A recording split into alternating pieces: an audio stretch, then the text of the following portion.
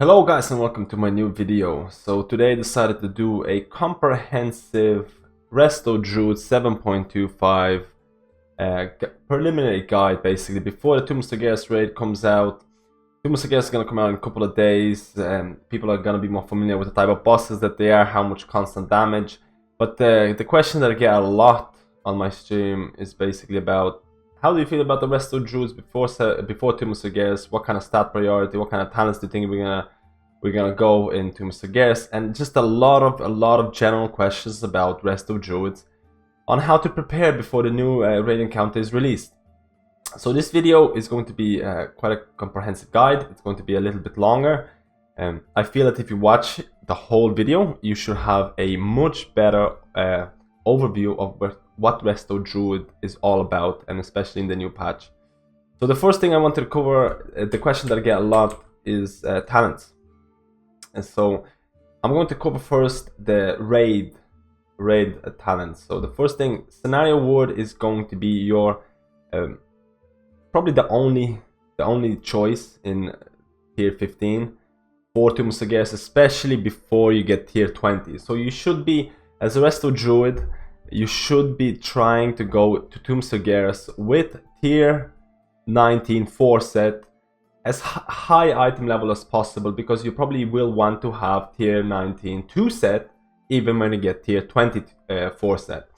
So you should have tier 19 4 set coming into Tomb of Sargeras with legendary shoulders. Legendary shoulders even after the nerf are still very good. So you should be running with this kind of build, because at the end of the day, healers are going to be one of the last people to get tiers unless you coin them. So it's going to be a while before you actually get the tier 20 and actually start testing stuff. So Scenario Word is going to be the only option here for raiding environment. Displace of Beast most likely is going to be the only option. And Guardian Affinity is going to be your own option, especially for content where you're not sure how the damage is going to come in. Maybe you're going to have to soak something, maybe there's going to be debuff on you. That extra 6%, that reduction 6% damage is going to be massive, and a lot of the times it can actually save lives. So it's the only option for raiding Tomb of Sargeras. Typhoon, it really doesn't matter what you're going to pick for level 60. All of these options are actually perfectly viable. Just Typhoon is the easiest to use. For 75 is actually going to be interesting. For 99% of the time, Cultivation is going to be your #1 choice because of how Cultivation actually works with Mastery. So the minute you pick Cultivation, you're kind of going to be stacking Mastery as a Restoration Druid. It's a bit more complicated than that, but Cultivation is the first talent towards building Mastery. So with Cultivation, it basically gives an additional hot to the person you're healing when him or her go below 60% HP. So what does that mean? It basically means the more damage the raid takes, the better you'll be healing. That's as easy as the way I can tell you. So if you're overhealing content, if there's not enough damage in certain bosses in Tomb of Sargeras, Cultivation is not going to be as good. So there might be a chance of using something else, but for the time being, because how Mastery works and how Cultivation works. So for the people who don't know, Mastery is actually one of the best stats you can use for progression fights, because your healing is increased by the amount of Mastery you have for each of your restoration, heal, overtime effects on the target. So if I have my rejuvenation, I'm healing 20% more that specific target. So the way Cultivation is going to apply, I'm going to fall below 60%. I'm gonna get a hot for like 6 seconds, and for 6 seconds I'll be able to heal myself, or that person who went below 60% HP, 20% more. And by 20% more I mean because I have around 22 Mastery. So it depends on how much Mastery you have, but it is extremely strong when raid takes a lot of damage, when people don't know what's going on. So for Tomb of Sargeras, this can be very good. And I would definitely advise you to use Cultivation. Even though Cultivation got nerfed by 16% in 7.25 patch, the healing that Cultivation does is not the main reason why we pick Cultivation. Like I said before, it is the hot application that adds to Mastery is the reason we pick Cultivation. So it's going to be most likely used for Tomb of Sargeras. Now for the 90th slot, everyone was using Germination for a lot of the times because as we know, Legendary Shoulder synergy with Rejuvenation was pretty insane. Now Legendary Shoulders have been nerfed. Legendary Shoulders are still like the second best legendary you can use. But most likely you will want to go for something like Spring Blossoms in Tomb of Sargeras, because it's just easier to use, it's less mana dependent, and because the Charlotte's got nerfed, Germination is not as super strong. Now, it does not mean that Germination is not going to be used for any other fight. Let's say, for example, in Tomb of Sargeras there's going to be a fight similar to Tacondrius, where people get a debuff for about 20 seconds or things like that. You most likely will want to swap into Germination. Any fight where there is people taking constant damage, especially when there's only a select number of people taking, let's say 2 or 3 or 4 people are taking constant damage, Germination is going to be better than Spring Blossoms, just because, for example, Mythic Gul'dan, where people have to soak, even though there's only 2 people who are soaking at the very start, applying Germination and saving their lives is way more important than increasing a bit of more HPS with, say, Spring Blossoms. So the Germination is going to be a person, like it's going to save people's lives, and therefore it's going to be a better option than Spring Blossom. But that's only for fights where there's a lot of debuffs and things like that. For everything else, Spring Blossom is going to be used even if there's not much grouping up. You can just put this at the melee section beside the tanks, and it's going to be more than enough to heal. Like, I mean, it only heals 3 people at a time, and again, it applies a specific. You can see it applies a specific hot on you. The longer you stay in a fluorescence, you're going to be healed for more. Again, that hot is going to increase healing to myself or to any person with that hot by about 20% based on how much mastery you have. So therefore, it's again very, very strong, and again quite mana efficient. So it's really one of the #1 choices to be used at the start of Tomb of Sargeras. And the number 100 choice, there's really no contest here. I feel that maybe some of the other ones, even though Momocladic was buffed, I still feel it's not really compared to what Flourish does, which extends hots. You should be using it after you use Wild Growth. So you use Wild Growth, you have Rejuvenations running on a lot of people, and then you pop Flourish, and it's going to extend the Wild Growth effect heal, the hot heal of the Wild Growth. So it's going to be really good again. So this is what the talent build for raids is most likely going to look like. I feel this is going to be around the default, what the default talent build is going to look like for about 90% of Resto Druids for starting Tomb of Sargeras. But like I said, for each boss, after doing a couple of tries on each boss in Tomb of Sargeras, you can judge for yourself if Germination is the #1 choice to do, or if there is actually no damage coming in. Maybe you want to swap in for the tree if you have mana issues and things like that. So this is the default, but by no means this should be something that you should run no matter what the scenario is. You should kind of think for yourself for each boss as well. I'm going to be releasing a guide for each of the bosses in Tomb of Sargeras, and I'm going to be releasing a Resto Druid guide for Tomb of Sargeras as well. This is kind of like a preliminary guide. So have a look at these talents. These should be more than enough for the start of the new raid encounter. Now for 5-mans is way more personally based. So I actually tend to run Abundance, and I actually tend to run Moment of Clarity. So I actually run something like this for a lot of the Mythic 5 content. So the reason I run Abundance is because I want to have a 100% crit regrowth, and with Moment of Clarity I get 3 applications of a clear casting, so I get to cast 3 regrowths for free with 15% increase in healing.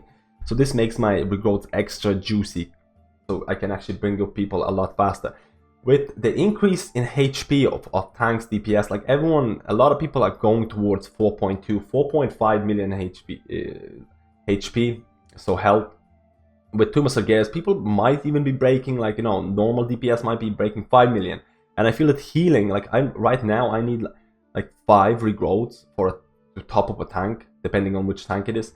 So I opt in for a much bigger regrowths. Now this is going to change for every affix that you use. So if you're using like Grievous, I feel that the only choice for Grievous, like Scenario Ward, is very good choice for when you feel a tank is going to be going below, is going to be basically getting beaten up by mobs, fortified, tyrannical mobs and things like that. So Scenario Ward is a really good choice for that. And like, but for Grievous, I feel that only Abundance or Prosperity is the only way to go, because you need to top up people really quick, and Prosperity gives you 2 charges.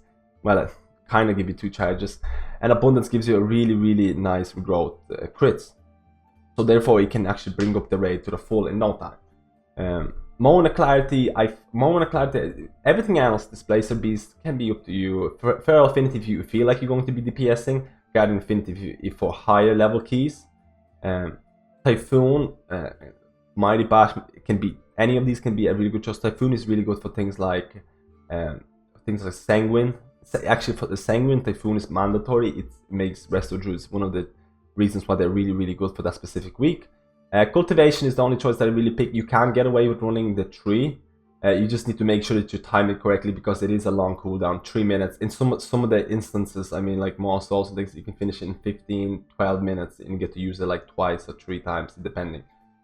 Because sometimes you get to hold off using tree. Just in your mind, you're like, is it worth using the tree or do I save it? So I end up not using tree a lot of the times. I just want like the consistent healing the cultivation gives me.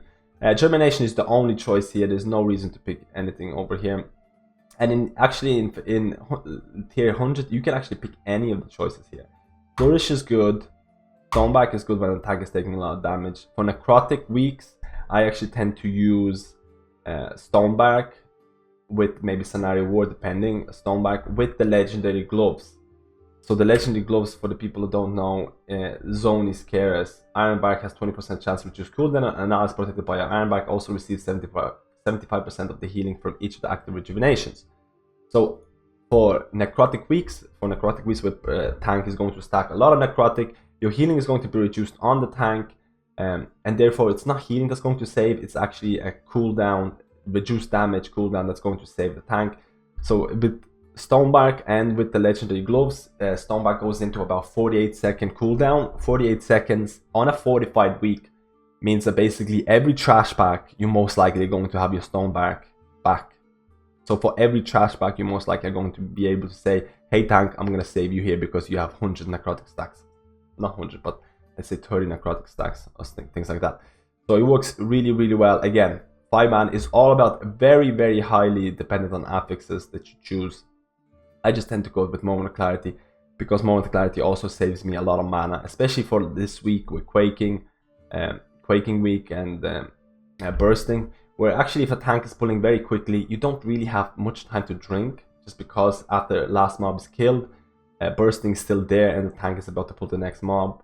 Moment of Clarity can actually even provide you with some of the mana back. It is very rare cases that this happens, but this is my choice, and I feel you should basically see at each of the talents and see how it goes for you. So this is the 5-man talents. So I've covered the talents, so I'm gonna go over another question that I get a lot from my viewers, from the stream and things like that. Basically, stat priority. Stat priority right now could change in Tomb of Sargeras, depending on the boss fights. Like we use things like the Resto Druid stat weight weak aura to determine what kind of stat weights. We use Tordy's spreadsheet to determine what kind of stat weights we need. The general idea from 7.2, which is going to carry to 7.25, is to have a balanced stats for Resto Druid. At the end of the day, every stat is actually very equal for Restoration Druid, so you can actually need on any piece of leather gear depending on how much stats you have for each. My general idea, keep at least 20% crit, 20% haste, 20% mastery, and around 5% versatility. Now you can see my stats are not highly optimized here because I have too much versatility, but that's just because I am using a lot of high item level gears, which gives me a lot more intellect. Like I said, general idea, keep at least 20, 20, 20, and 5. This is going to carry well in Tomb of Sargeras, where you can honestly feel like, okay, my stats are pretty good, I'm feeling confident, I can cover a lot of the healing. I can cover a fight where there's not too much healing, and I can cover fights where mastery is going to kick in really well, because you still have a good amount of mastery. So this kind of stat weight priority will cover you for all of the, well, at least for 90% of Tomb of Sargeras fights. But then after, if you're stuck on certain boss, you can say like, there is a lot, I gotta use Germination for this fight. Mastery is gonna be number one here, because like I said before, if you use the way the mastery and certain talents works, if you use cultivation, and if you use Spring Blossoms, let's just go back to here. If you use Spring Blossoms or Germination, so this is a trio combo of talents, cultivation, Spring Blossoms, and Germination. If you use any of this combination, mastery is going to be one of your best stats to stack, especially for content where there's a lot of damage coming out. All of these talents provide an additional hot on a person. So by providing an additional hot on a person, you are increasing healing on that person by around 20%, because that's what I have in my mastery. I increased the healing 20%. So that's kind of crazy. It's in 5 months, it's like absolutely mandatory. Mastery is the best. But for raids, this is also going to become better. If you gotta start using Inner Peace, which I highly do not recommend for about 90% of the fights, unless you really optimize and cast your Tranquility on the go. If you cast your Tranquility off cooldown, if your raid leader tells you, we have this awesome Tranquility on 2 minutes, we gotta have to prioritize it. I do not recommend you using Inner Peace unless you really know how to use it. 90% of the time, Spring Blossoms and Germination and Cultivation are going to give better numbers, or at least are going to be easy to use.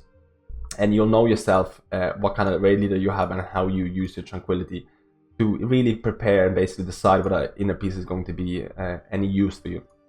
Spring Blossoms, Germination, Cultivation, Mastery is going to be one of the best stats. So you can say to yourself, I'm doing a boss in Tomb of Sargeras which requires me to use Germination. There's people with certain HUDs to stay there that I need to use 2 rejuvenations on each person.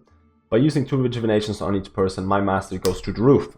Mastery becomes one of the best stats, so I'm saying I'm going to swap out some of the rings. I don't want to use a haste and versatility ring anymore. I want to use something that gives me mastery, because mastery is the best. And you can know this by using the Resto Druid stat weak aura, which is really good to determine the stats for each fight, per each fight basis. So this is basically a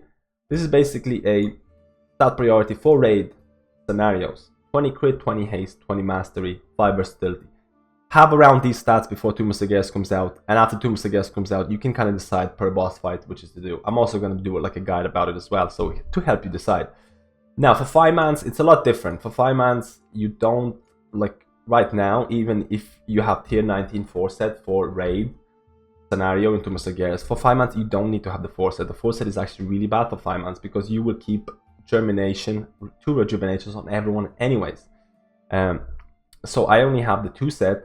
And the best stats for 5 mans is haste and mastery, right? Especially because I am using abundance as one of the talents, which gives me 100% crit of regrowth for every rejuvenation that I have running. So I don't need to have like 3 or 4 rejuvenations running, and I have 100% regrowth, which is kind of reduces the priority for crit. Haste is really important just because the people who are going to die in a 5-man scenario is not going to be a constant damage. Most likely it's not going to be due to constant damage. It's going to be a spike damage, skittish kind of type of thing where people get attacked 1-2 and dead, 1-2 and dead. So having that 1 second, like a 1.2, I can actually check with 23 crit, I have 1.2 second regrowth. Having that 1.2 second regrowth is most likely going to save that person's life, or be very close to saving that person's life, because HUDs are not going to bring up the person within 2 seconds to full. So that's why quaking is actually really annoying in this current week of affixes, because you can, during quaking, you can really apply, you can only apply rejuvenations, and if a person got hit by a mob already, 50% down, quaking is about to happen, you can only put your rejuvenation and maybe light bloom, and you kind of hope, is that going to bring, 99% of the time it's not going to bring up the person to full HP in the 2 seconds that quaking is there, and if the person gets hit again, it's dead. So that's one of the reasons you want to kind of have a really fast heals that help out with preventing deaths. Fast casts are going to prevent deaths, and mana is not a real issue in 5 mans. If you have things like Shadow Meld, you can just Shadow Meld during a pull, stay away far from the mobs, and just drink. It's going to help your tank a lot. It's going to increase the time you do your mythics in, and it's going to help you get more loot. Now, we also talk about mastery. Mastery is basically better than intellect for 5-man scenarios. Mastery is going to be your main throughput stat. So if you feel your casts are really fast with haste, but you're feeling like my heals I can cast a lot of heals, but they're not healing for anything. So mastery is going to help with that. Mastery is going to be #1 throughput stat for 5-mans. You're going to try and stack as much mastery as you can. By stacking as much mastery as you can, your heals are going to be much more powerful. How are they going to be more powerful? Because in 5-mans, you're going to be used Germination. So you want to apply as 2 Germinations, 2 Rejuvenations on the targets, and your tank is going to have Light Bloom. So you have about 60% extra healing here by just having 3 HUDs. And your regrowths are going to crit for a decent amount. You can see it critting for 1 million right now with no intellect buffs or anything like that. So you can see by stacking more hots on each target, which you can do in 5 mans, no problem, your heals are going to be really, really strong. And intellect is not intellect is responsible for that, but mastery is even better than intellect when comparing to higher throughput as a resto druid. So these are the basic stat priority that you want to have for raid and 5 man scenario when Tomb of Sargeras comes out. Now we can actually look at the artifact weapon and how artifact weapon is actually affected. So if you actually did it before 7.25, the number one relics for 7.25 were persistence, increases the duration of moonfire. Don't care about moonfire or sunfire, but increases the duration of rejuvenation by 1 second. That increase in rejuvenation is absolutely huge, basically, of how Legendary Shoulders were affected with it, how the tier 19 force set is affected with it. So persistence was actually number one by quite a big margin. It's such a rejuvenation spell by itself has an amazing synergy. It's one of the reasons why Resto Druids are so good and were so good in 7.25 is because rejuvenation had an amazing synergy with these multiple things, shoulders, tier 19 and things like that, with the relic as well. So synergy between spells is what makes healers basically get better within a higher item level and things like that. It's just scaling is better and things like that. So persistence is still going to be your number one, even if you're going to replace your tier 19 and your legendary shoulder. Grove Walker was the second one, which increases all healing over time you do by 1%. This is still going to be very good. Now the only thing that really changes is that Essence of Yggdrasil increases the healing done by Efflorescence, which was around 4th or 5th best relic choice, which is really kind of bad because it used to increase like 0.5 of your healing. Like it used to be very small. Now with the tier 19 force set of with the tier 20 force set, which is going to increase your Swiftman healing which is going to increase your Efflorescence healing by every time you Swiftman by 200% for 10 seconds. The relic Essence of Yggdrasil is most likely going to get better because of the tier 24 set. So I would highly advise people who actually get some of these relics for Essence of Yggdrasil and they're like, I don't know if that's any good, I don't know if I should keep it. Keep it until you get the tier 24 set. Try it out. I'm pretty sure the relic is going to get better in value. I'm not sure by how much, but considering that tier 20 is going to be only is going to affect Efflorescence. Efflorescence relic itself is going to get better. So just keep it in your bags until you get the tier 20. Without tier 20, Essence of Yggdrasil is probably going to be, again, 4th or 5th choice. So really not that great. But with tier 20, it's most likely going to get better. So keep high item level relics for Essence of Yggdrasil in your bags. And hopefully it's going to affect the tier 20 in a proper way.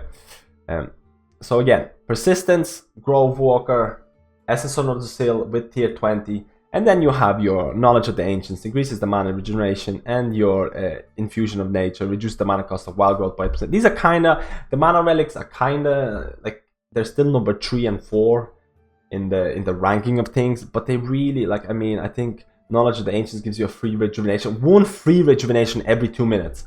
So if you have these mana relics as a Resto Druid, and you're like, oh man, I'm not gonna run out of mana, this is the best. No. Absolutely not. You're gonna have 1 free rejuvenation every 2 minutes, which is absolutely nothing. But because of how basically terrible every other relic is for Resto Druid beside Persistence, Grove Walker, mana relics are still considered a good choice. But that's just because mana is a good choice because everything else is so terrible. And by that, the mana relic does not become very good. You should not be like, oh my, I have these mana relics, I'm never gonna run out of mana. Absolutely not. But it's still number 3 and 4 choice in the relic department for Restoration Druids. So let's look at Legendaries. So after we covered the relics, so we can actually see that there's 2 new Legendaries for Restoration Druids released in patch 7.25, and those are the Soul of the Forest Ring, which basically you gain the Soul of the Forest talent. For the people who don't know, Soul of the Forest talent is a tier 75 talent, which when you cast Swiftman, you gain Soul of the Forest, increase the healing of your next growth or rejuvenation by 200%, or increasing the healing of next wild growth by 75%. Now, the only good way of actually using this is to cast Swiftman and then cast wild growth for the max HPS increase. You can see here that wild growth is only affected by 75%, because if it was affected the same as regrowth, 200% or rejuvenation, it would make it far too good. Even the wild growth getting increased by 75% is still going to make it the best HPS increase in a high constant AoE damage scenarios. So with this ring, which I haven't gotten yet, I haven't fully tested out, it still looks like a solid 4 to 8% HPS increase. It's going to depend on tier 22 set. So the tier 22 set reduces the cooldown of your Swiftmend. Your Swiftmend is about 30-second cooldown. It's going to reduce the cooldown of your Swiftmend by up to 40% based on how low the target is. So if your target is like 10% HP, you Swiftmend that target. Your Swiftmend is not going to be 30%, it's going to be around 18 seconds. It's not going to be 30 seconds, it's going to be 18 seconds. So you can cast more of these Swiftmends. By casting more of these Swiftmends, you can cast Swiftmend and then cast Wild Growth with an extra juicy Wild Growth. You're actually going to see the people's HP going up while casting Wild Growth. You're actually going to notice it. Right now, you don't really notice Wild Growth, like the initial heal being any decent, but you're going to notice this with Soul of the Forest Ring. And there is also a new Legendary Helm, Chameleon Song, that's been released with 7.2.5. This is, Wild Growth has a 15 chance to grant you Incarnation Tree of Life for 12 seconds. Now this is, because it's 12 seconds, it means that if you cast Wild Growth, you'll turn into a tree. You can cast, reduce the mana cost, rejuvenations. Your rejuvenation healing is going to increase by 15%. And at the end of the cast, your Wild Growth is at the end of the duration of the tree. Your Wild Growth is going to come back off the cooldown, and you can cast it again for an extra increase in Wild Growth. Now, this Legendary Helm by itself gives you an amazing stats. This is considered to be one of the top legendaries by stat wise, because it gives you, like I said, 3100 intellect, 1000 haste, 800 mastery. It's just really nice stats wise. It's compared on the same level as the chest, because mainly the chest helm legendary wise give you the best stats. Now the proc itself is very RNG based. So at the end of the day, if you're using the helm, which is also, again, if you're using the helm, you won't be able to stack tier 19 2 set, and you won't be able to stack tier 24 set, which is a big deal. But it's still, it can be viable. The problem is that in a fight, let's say in a short fight, you'll cast 7 or 8 Wild Growths. There's a chance that you might not get a single proc. There's a chance that this legendary will output 0% HPS, and there's a chance that this could actually do 20% of your healing. So there is a really low and really high HPS mark here between the helm. Again, this is very luck based, how many procs you're gonna get, and therefore I don't like this legendary because of that. And in a fights with I absolutely agree that this legendary could be used in fights with this constant AoE damage for things like Mythic Elisan, things like Scorpion, because if it procs, it's not going to be wasted. You're going to put rejuvenation going to heal 15% extra. It's going to be pretty good HPS increase. But for fights like Botanist, where you get a proc, like say during like the lull damage, where there's no damage coming in, you kind of, and you also are stuck at using Wild Growth. So when it procs, you're going to have to use Wild Growth before it expires, because you're not going to get, you're going to have to use it, because it gives you such a big increase into Wild Growth. But what if there's only one person taking damage? It's very RNG based. It can use, like, constant AoE fights. I see Chameleon Song actually being a decent replacement if you feel lucky.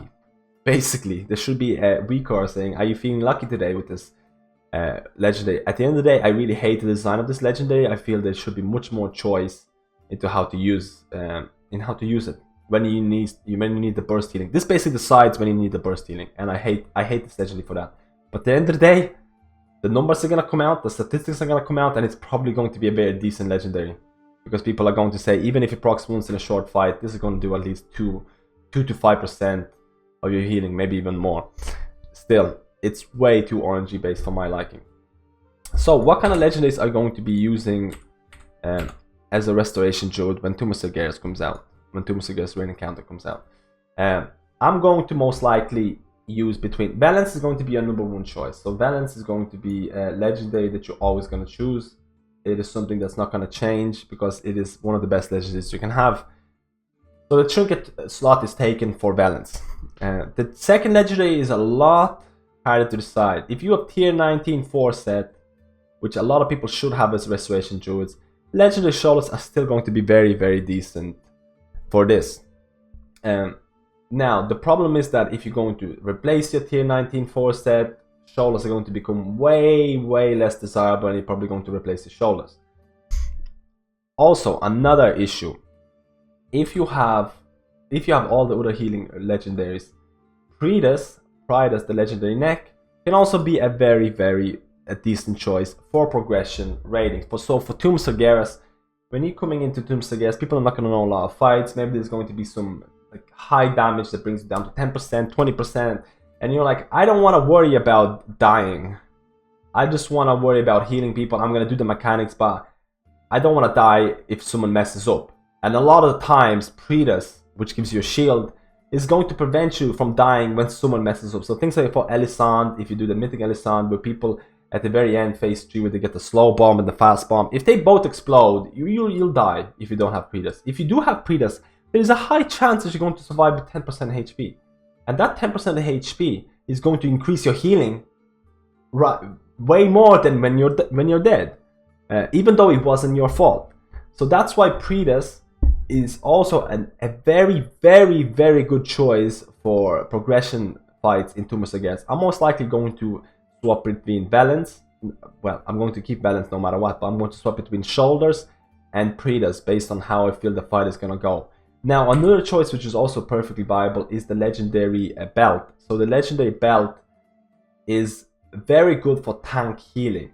Even though it is a lot of RNG based, if a tank is going to take a lot of damage, legendary belt can do a lot of healing actually. So on things like, I'll go back to Nighthold examples. For things like Star Augur Mythic, where the first phase is basically all tank healing, and a lot of the other phases is all about tank healing. You have it's basically solo tanked for fights with a solo tank.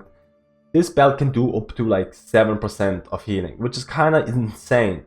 So this is another very, very viable option to consider for Tomb of Sargeras. If you feel like I don't need no Pridas, I don't need no shield, I feel safe. There's not enough constant damage coming out for me to use the shoulders.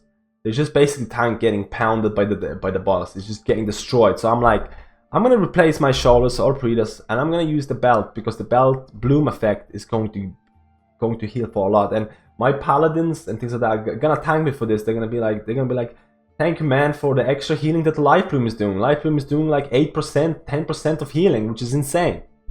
So you have basically 3 options beside balance. So you have the shoulders, you have the neck, and you have the belt. There's also a chance that you could also use the Tearstone of Balloon Ring. Now, Tearstone of Balloon Ring is only going to be, which basically your allies healed by your wild growth have 15% chance to gain a rejuvenation. Now, this again stacks really well with tier 19 4 set, but it's only really viable where you're going to cast wild growth off cooldown. So every time wild growth comes back up, you want to cast wild growth. And the ring can be decent enough healing. Again, I prefer neck, shoulders, or the belt itself. Most likely 90% of the time it's going to provide more healing and more HPS to your restoration druid. And this is basically the overview of the legendaries for raiding scenarios. For 5-man scenarios, it is a bit different. I tend to use what's good based on the affixes.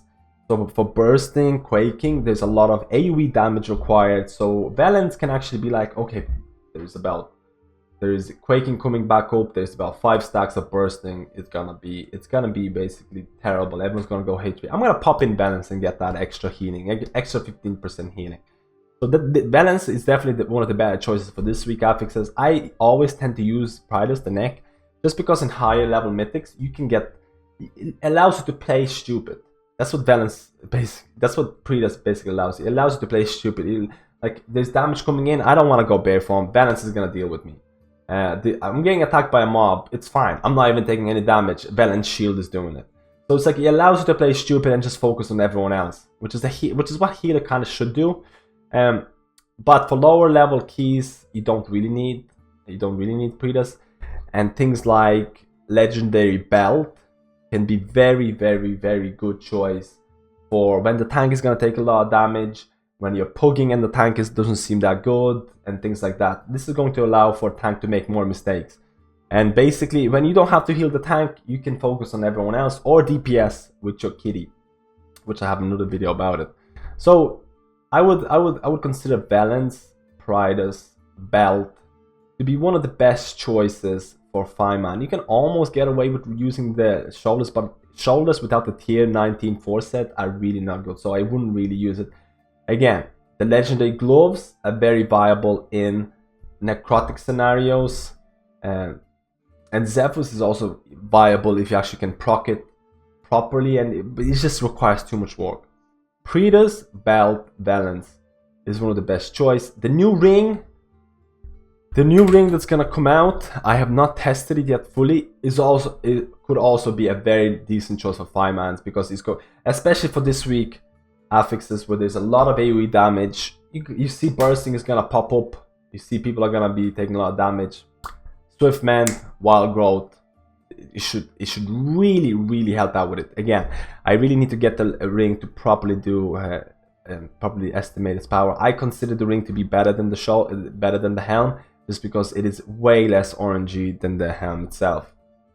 So this is basically the legendaries for 5-man and raiding scenarios that you can actually consider using. So let's look at a game style, gameplay, and the tier 20 for Tomb of Sargeras. So if we look at the tier right now, if I find the right, there you go. So we'll look at the tier right now. The cooldown of Swiftman is reduced by up to 40% based on the current health of the target. Swiftman increases your efflorescence healing by 200% for 10 seconds. So the game style for Resto Druids is going to change drastically with the new tier. Unlike tier 19, where you didn't have to do anything, you could just play like you played before and you could just get a 10% increase in healing. Now you're going to have to work for this. So if you have tier 24 set, Swiftman is going to play a big part in how you're going to use it. A lot of people were considering, including me, considering Prosperity. Swiftman now has 2 charges, this cooldown reduced by 3 seconds. This is a lot worse than it sounds, because it doesn't really give you 2 charges. Because you have 2 charges at the very start of the fight. So let's say you use one Swiftman and then you Wild Growth. And with Soul of the Forest Ring, your Wild Growth is going to be really big. Or then let's say you Swiftman and then you Efflorescence. You see that the 2 Swiftmans are going back from the cooldown. But only one of the Swiftmen is going to be back. Not 2 of them. Only one of them is going to be back. In 7 seconds, I'm going to have another Swiftman. 1 Swiftman.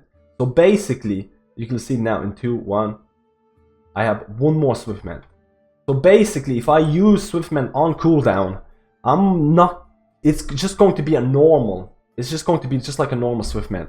So it really loses its value, because my initial thought was that when the Swiftman is going back on cooldown, both of the Swiftmans are coming back on cooldown. They're both ticking at the same time. So in 6 seconds or something like that, I'm gonna have 2 Swiftmans. It does not work like that. So most likely in Tomb of Sargeras, even with tier 19 4 set, your scenario word is going to give you a bit more healing. So with tier 20, you're going to be like Swiftmending and then making sure that efflorescence is placed properly. Now, the way tier 20 works is that every time you Swiftmend, you're going to have a buff applied to your player. So you can actually move away efflorescences to different places and still get that 200 extra healing for 10 seconds. It is not tied to a specific efflorescence. It is tied to a player. So you can just move away. The only problem with moving away your efflorescences is because of how your not golden trait works, but how your Joy of Springs works. Efflorescence healing increased by up to 20% on targets that remain in efflorescence. So the longer the person stays in efflorescence, the more healing you do. So the more healing you do with efflorescence healing is going to increase when you Swiftmend with tier 24 set. So you kind of will want to keep it at the same location if it's possible, or keep it at the same people who are in. It's going to be quite a lot of micromanagement for raids and things like that. But if you cannot do it, just move efflorescence. It probably most likely is not even like the mana loss that you gain from, let's say efflorescence is only there for 10 seconds and everyone moves out of it. You're going to have to move efflorescence, even if you're gonna lose out like 20 seconds of its duration, because the healing that you're gonna get from tier 24 set is going to be pretty big and you can actually keep up the tier. You can actually keep up the efflorescence buff for quite like it's quite a high uptime as well. So it's going to be a lot more efflorescence game style in 7.25 when Tomb of Sargeras comes out. Try and practice your efflorescence placements right now. Try and keep it to as close to as 100% as possible. It's going to be really, really important. Tier 20 by itself is going to be very... Tier 22 set by itself is going to be very average.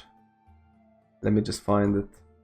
Tier 20 by itself, which reduces the cooldown of Swiftmend by 40% based on a person, but the health of the target. It's going to be very... It's actually going to be very terrible. I mean, it's gonna get better with the Soul of the Archdruid ring, which gives you Soul of the Forest talent. Because if your Swiftmend is reduced, you can just Swiftmend more and you can Wild Growth straight after. So the more combos like this you can do, they're going to be better, but it's still probably not going to be a huge DPS, a huge HPS increase. You'll want to get the 4 set. Basically, the only time you're going to be using, like you want to get it as quickly as possible. But I won't replace the tier 19 4 set until you have tier 24 set already available. Because tier 19 4 set hasn't been nerfed. It's still very viable with the shoulders. Unless you get some really high item level Titan Forges, you will consider replacing tier 22 set and things, or consider replacing 3 set and things like that, replacing the tier 19. You want to keep tier 19 as much as possible, as long as possible in the new content. Just because of how well it works with the shoulders, how it doesn't affect your game style at all. But tier 20 is going to be a lot harder to manage for Restoration Druids. Good Resto Druids who keep uptime of the spells are going to prevail here. It's going to be a lot of skill based. Druids who do not really care about where efflorescence is, do not manage their Swiftmend stacks, they don't Swiftmend enough, or they don't Swiftmend at the right time, are going to do much worse. So a good druid is going to be a lot higher than a bad druid. Not unlike tier 19, where tier 19 you could just, with the shoulders, you could just place rejuvenation everywhere and just have around the same numbers as everyone else. Right now with tier 20 it's going to be a lot more skill based. So this has been a little, I guess I could cover like, without using the shoulders, because the shoulders are you're eventually going to replace the shoulders with tier 20. You will be using Spring Blossoms a lot more. You'll be using our Spring Blossom a lot more. So you won't be going crazy rejuvenations everywhere. You won't be doing that game style anymore. That game style is going to be dead, and rightly so. Because it is very boring and very just terrible. Like the basic spell cooldowns that you want to do, or spell rotations you want to do, you want to keep. Resto Druid is all about spell uptimes. Efflorescence, huge spell uptime. Life Bloom, huge spell uptime. Scenario Ward. You want to keep these at 100% uptime as possible. You want to make sure it never drop. I mean, Life Bloom technically should drop, or it can drop, but I mean, if you activate it 4 seconds before it is going to drop, you're gonna get that bloom effect. So technically Life Bloom should never drop. Technically Efflorescence should always be up, and technically Scenario War should be used on cooldown on the target. And everything else is just rejuvenations, pre-hotting, wild growthing when there's a lot of damage, and making sure your Essence of Ganir and Flourish are used at correct times. Now you can use Essence of Ganir and Flourish at this. You can use them both together to extend the duration of like wild growth hots, and also increase the hots with Essence of Ganir. But I'm going to be making videos for each of the Tomb of Sargeras bosses where I'll be telling what is a good time to use cooldowns and things like that. So I don't want to really get into detail here. But this has been quite a long video about Resto Druids. I'm going to be making, like I said, another video for Resto Druid guide for Tomb of Sargeras. Basically, after finding out what damage bosses are doing, how is the legendary ring really performing, and things like that. I'm going to be including a lot more information in there as well. I'm going to be making another guide, so look out for that on my channel. But this has been a comprehensive Resto Druid guide for 7.25, basically a preparation guide for Resto Druid. This should give you a lot of info on about what to do, what stat priorities, what talents, and what legendaries you should be using, and how the game style is going to change with 7.25 with the release of Tomb of Sargeras. So thank you guys for watching this video. Leave a comment below about how you feel about the changes, how you feel what the legendary is going to be better. Like, I mean, if you have the legendary Soul of the Archdruid, tell me how you're feeling about it. is good. I'm still yet to get it, so I'm still yet to fully test it. But thank you guys for watching this video, and I'll see you next time.